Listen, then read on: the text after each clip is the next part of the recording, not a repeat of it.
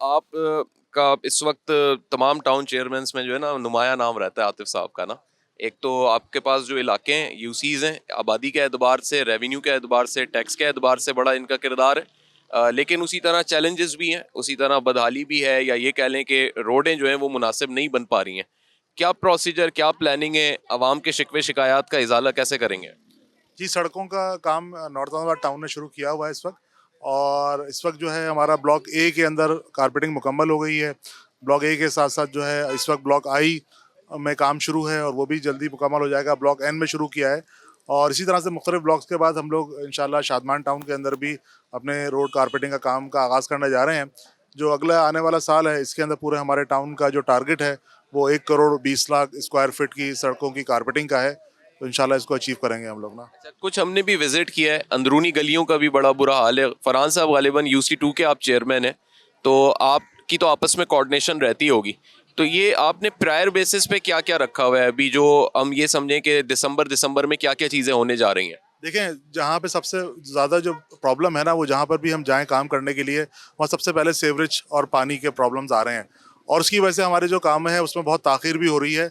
और आज हम लोग यहाँ का जो विज़िट करने आए हैं इसके अंदर भी ये नाला है, बरसाती नाला। इसके अंदर भी बरसाती नाले में भी सीवरेज के कनेक्शंस हैं जो कि बरसाती नालों में नहीं होने चाहिए।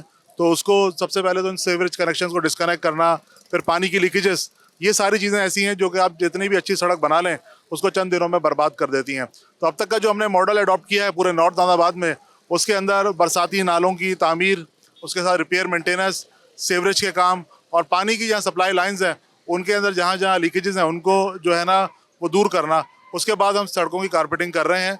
अल्हम्दुलिल्लाह ए ब्लॉक में भी हमने इसी तरह से किया है, आई ब्लॉक में भी किया है और जगहों पे भी किया है। तो शादमान में भी हम सड़क बनाने के काम से पहले आदिल साहब ये बताइए कि तामीराती काम तो कर ही रहे हैं, आप करेंगे, जो लोगों ने कचरा इधर फेंक दिया है और फिर वो ऐसा लग रहा है उठता नहीं है, कौन इसका जिम्मेदार है, कौन रिस्पॉन्सिबल है? क्योंकि अभी कुछ ऐसे लोग भी हैं जो ये बात कर रहे हैं कि जी जमात इस्लामी को ये करना था, यानी आपकी यूसी को ये करना था। क्या डोमेन है आपका, या जिसका भी डोमेन है उस तक आप करवाएंगे या नहीं करो? देखें, 2-3 चीज़ें बड़ी क्लियर हैं कि जो सैनिटेशन का जितना भी काम है वो सारा का सारा काम सिंध गवर्नमेंट ने जो है वो Sindh solid waste management board को बनाकर उसके हवाले कर दिया है।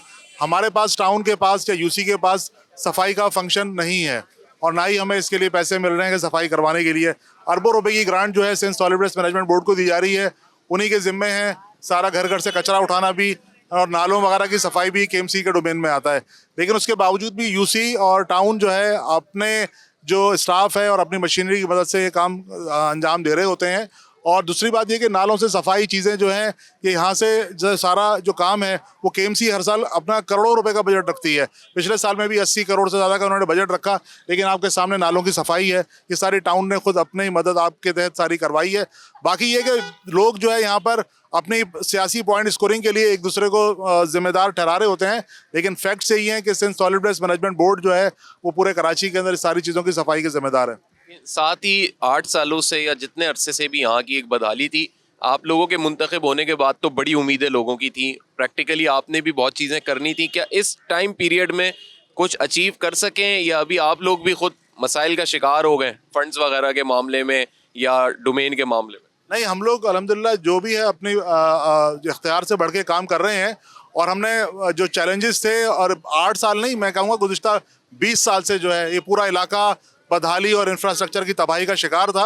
और इस वक्त जो है ना टाउन अपने इख्तियार से बढ़ के तकरीबन 35 से 40 करोड़ रुपए की जो है ना इस वक्त सीवरेज के काम खाली करा चुका है। पूरे आप टाउन में चले जाएँ, आपको 95% इलाकों से हमने सीवरेज के मसाइल का आतिफ भाई, जब ये बारिशें होती हैं तो क्यों उबल जाता है सब? ये सब इधर ही पानी होता है, यही सड़कें जो हैं एक तालाब बन जाती हैं। उसकी सबसे बड़ी जो वजह है ना वो ये है कि जो स्टॉर्म वाटर ड्रेन है इसको बरसाती पानी के नालों जो बनाए गए थे उसको बरसाती पानी के लिए होना चाहिए। लेकिन पिछले 20 साल के अंदर जगह जगह स्टॉर्म वाटर ड्रेन के अंदर सीवरेज का सिस्टम डाला गया है। और इस वक्त सबसे बड़ा काम हमने यही किया है, जगह जगह के ऊपर इन स्टॉर्म वाटर ड्रेन से जो है वो सीवरेज के नालों सीवरेज के पानी को हम डिस्कनेक्ट कर रहे हैं ताकि जो बरसाती नाले हैं वो बरसात के पानी के लिए रहें।